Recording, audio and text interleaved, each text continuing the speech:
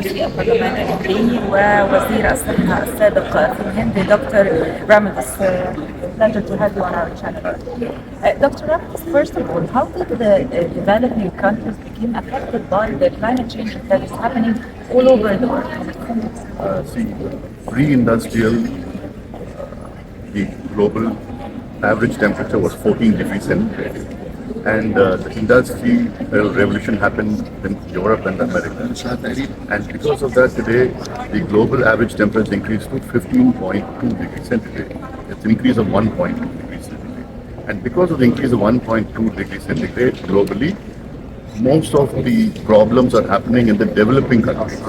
We don't have anything to do. I'm from India, and my country doesn't have anything to do with the global warming. But my country is affected the most. Developing countries and Africa, we didn't have any contribution in this climate change, and so we are waiting for financial funds and we're waiting for a solution from the developed countries. How do you see the developed countries can help the developing countries? See, that's the whole point for mitigation and adaptation. The polluters have to invest. And the polluters are America and Europe. Today, America pollutes 24% of the world's pollution from America. Europe's is 23% contribution. China is 13%. Russia is 7%. India's contribution only 33%. And per capita, we have a lot of population, but per capita is different. So the loss and damage committee is where the countries have to invest. The polluters like the developed countries. And I think that on the first day of the COP-28, I think they have come to an agreement.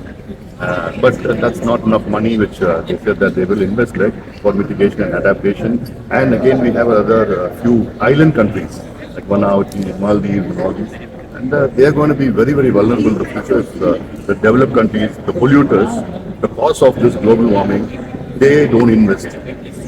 The agreement already happened in COP-27 last year in Egypt, in Sharm el-Sheikh, but the financial didn't start. The financial assets didn't start except by signing the act on this COP-28. But I need to ask you the main issue or the main problem that happened in India due to this climate change. What's the worst problem you're facing in India? See, India now of late has got super cyclones.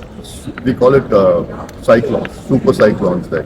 And every year we have more than, earlier we used to have one or two. Now we are having more than 15 cyclones. And suddenly we have cloud bursts. And in one cloud burst, nearly 200 people died in one day. And we have super floods we have. And then we have, what's other parts, we have droughts we have. We have forest fires in India, seas rising. And we are getting climate refugees. So in India, we have a concept called urbanization because in the rural areas there's no water, there's no agriculture, there's no food. So people go to the urban areas and they live in the slums. And because of climate change.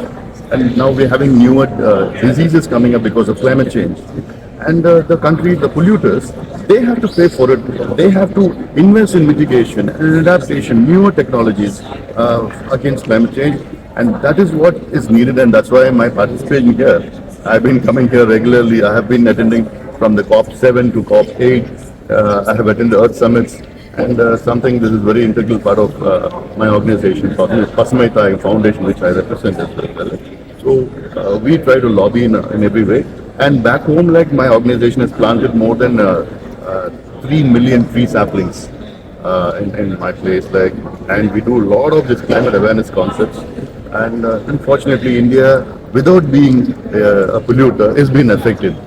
Really, we hope all to find a solution for this climate change that affected mostly the developing countries as a result of the industrial and developed countries. Thank you so much for this interview. Thank you very much.